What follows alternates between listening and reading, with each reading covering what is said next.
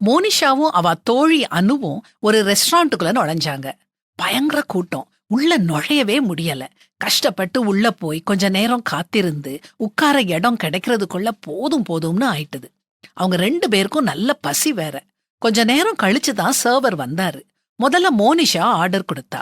முருகலான நெய் தோசை, ரொம்ப முருகலா இருக்கணும், ஆனா அதிகம் நெய் வேண்டாம். தயிர் வடை வேணும், அதுல கருவேப்பிலை இருக்கக்கூடாது. குடிக்க வெந்நி வேணும், கூடவே ஆரஞ்சு ஜூஸும் வேணும். ஜூஸ்ல ஐஸ் போடக்கூடாது, சர்க்கரை கொஞ்சமா போடணும். சர்வ தலையாட்டிக்கிட்டே அனுவ பார்த்தாரு.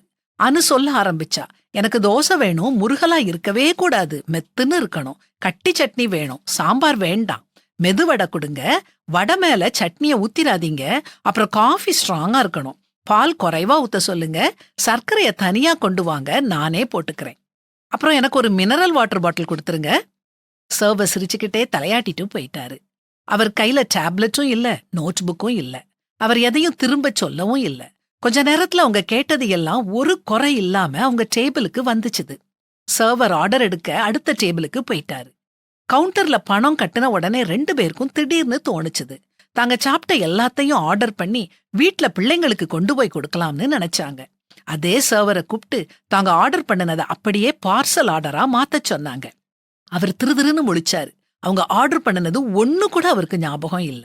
ஆமாங்க, நம்முடைய மனமும் மூளையும் முடிவடையாதத பற்றி கொள்ளும்படி வடிவமைக்கப்பட்டிருக்குது.